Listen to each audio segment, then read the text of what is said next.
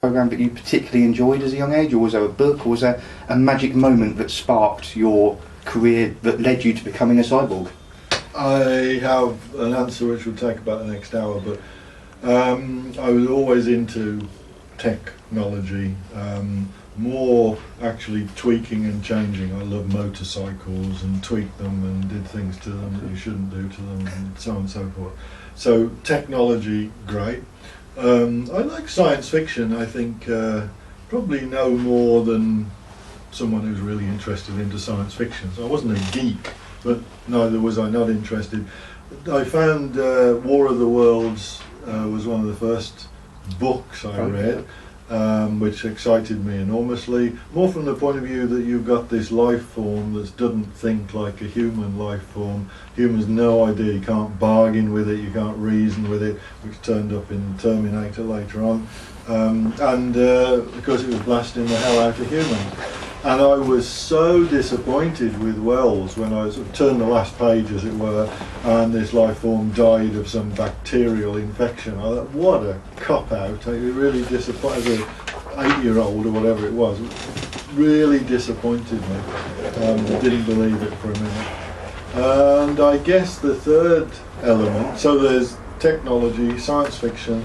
My father had agoraphobia when I was about 8, 9. Which meant he had to, in the end he was just in one room, he wouldn't go out of the room. And they operated on him neurally, so literally as he described it, drilled a couple of holes in his head and chipped out a few of the neurons, and that was it.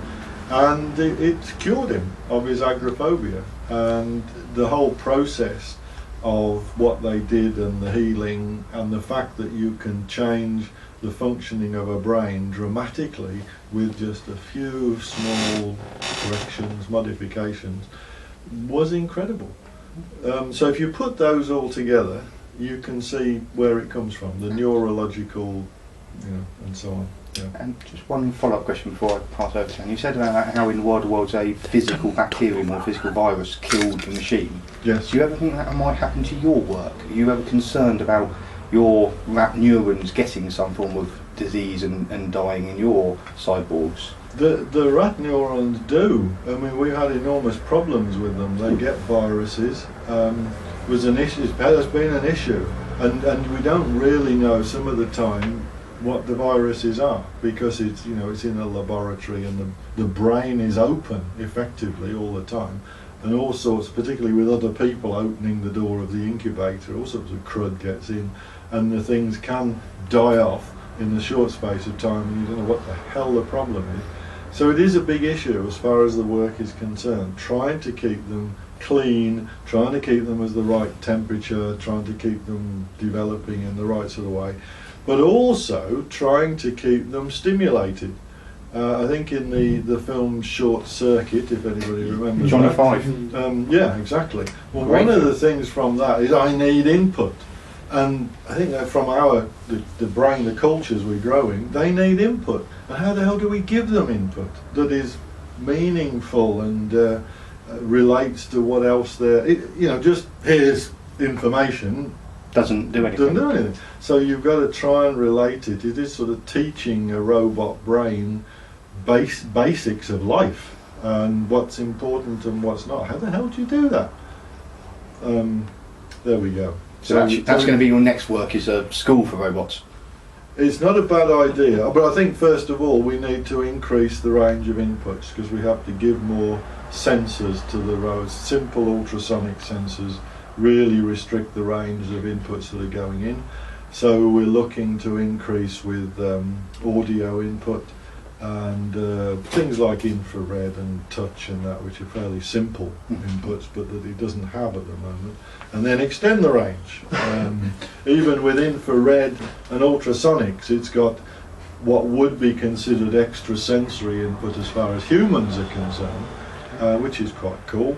But if we can, maybe give it a vision input, again, that can be quite complex. But increasing the range of inputs and then trying to figure out how to use those to educate our robots a little bit. Yeah. Okay. That's my question. Oh, Chris? No. Question about the camera. Yeah. Do you want me doing the turn and then looking at that? Yeah. Okay. Who's going? Okay, so yeah, Over to the reason we're actually here now. Yes. Okay. Yeah. Okay.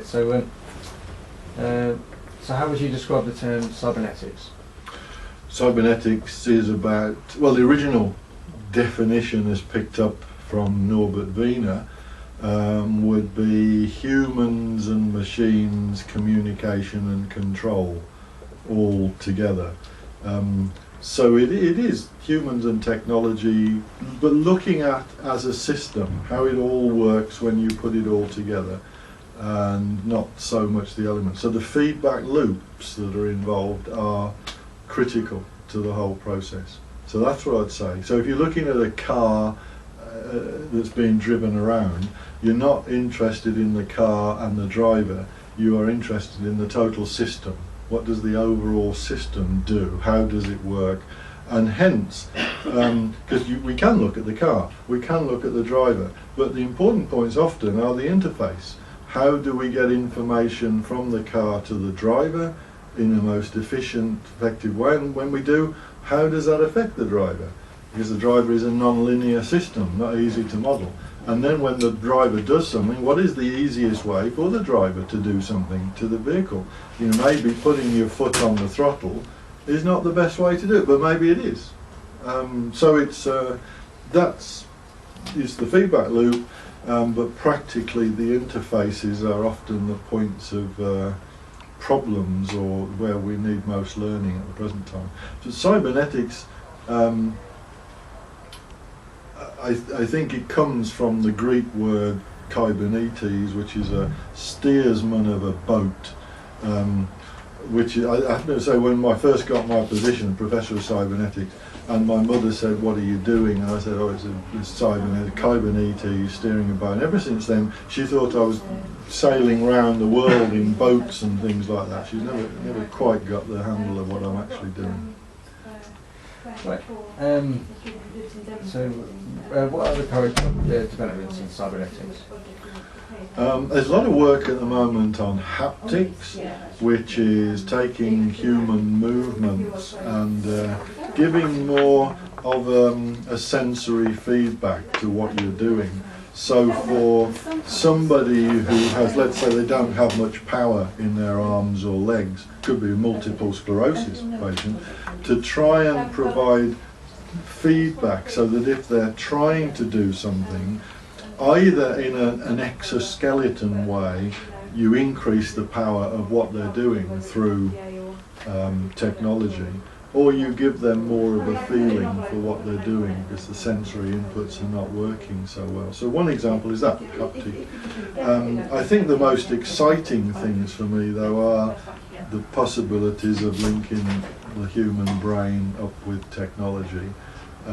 Again, it has an immediate therapeutic appeal that you can get somebody who's paralysed to drive their car around or whatever they want to do. Control technology, which brings back dignity to the person. This is a regular person, they've been in an accident or they've got a problem, and suddenly there are people looking after them and their brain is still perfectly okay. It is not good for the person. So with an implant to allow them to do things for themselves is critical. But long term, it also provides the possibility of upgrading, enhancing humans. And I'm pleased to see now human enhancement is okay to talk about it. And okay even with doctors, what are the possibilities there? And some surgeons are now looking to the future where instead of cosmetic surgery, which can be seen to be an enhancement, the possibilities are there for mentally doing the same thing. So mentally you're okay as you are, but it's not that good because you're human. So let's upgrade, let's improve what you can do. So for me that's the most exciting bit.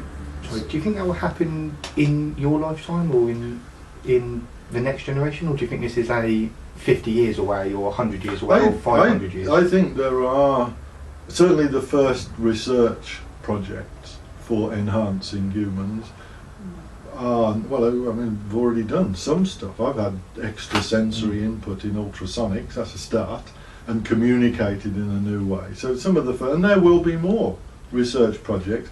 It may be, funnily enough, some of the research projects for enhancement are actually carried out with people who need therapy, because it's, say, easier. Ethically, it is easier, there, I didn't want to say it, to give somebody an implant for therapeutic purposes, but then you can look to use it for enhancement purposes as well, once it's in place, when nobody's watching almost. So I think the first experiments on enhancement, apart from some guys such as myself, will be with therapeutic, people that have the implants for therapy. But I think it will be, how quickly it takes off commercially, I don't know. I honestly don't know, because some of the things we're talking about here are absolutely enormous. I mean, they are literally mind-blowing, in a mind-blowing sense, not just in a figure of speech sense. And the possibilities of communicating just by thinking to somebody else is commercially enormous. So the possibilities are there if they come along with a commercial push, and often the commercial, there's money in it. A lot of the ethical grumbles will be just steamrolled, and people will be going round to the corner shop and, yeah, have an implant. Oh, hey, I can do that. You know, it could become relatively straightforward and relatively simple. But it's, as with anything, you've got more pioneering elements when everything looks a bit scary and so on, and a bit over the top and a bit silly, and then it will smooth out. How quickly it does commercially depends on society and commercial interests as much as anything else. So would that be the what would be the future of cybernetics? I mean, like say global networks and you know, I think even now, when you look at the field of, say, artificial intelligence, one thing that people like Alan Turing didn't really spot was the power of networks. And it's a shame, really, because one of the big advantages of artificial intelligence is network. It's networked, and which makes it's enormous in terms of the memory capabilities, the power when it's networked. Really makes it powerful. And the network is critical. And the possibility, therefore, of plugging your own brain into the network, so you're no longer this really, really limited individual, but your brain is part of an overall system, which I think in Star Trek was the Borg in a negative way, but this is looking at it in a beneficial for all, a more community-based way. I think the possibilities are absolutely enormous for that. So you have lots of human brain nodes on a complex network, but lots of machine nodes as well, with the advantages of AI, the mathematical processing, the memory capabilities and so on, which the performance completely blasts human performance in those areas. Why as humans do we remember anything? It's a waste of space in our brains. Let's outsource it to computers and networks.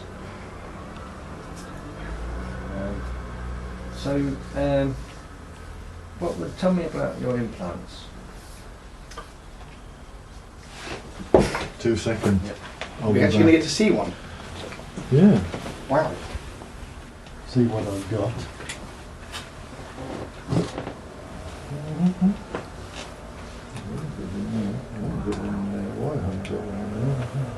Escaped. I did, yeah. Oh, there we go. I've got one in there. Right.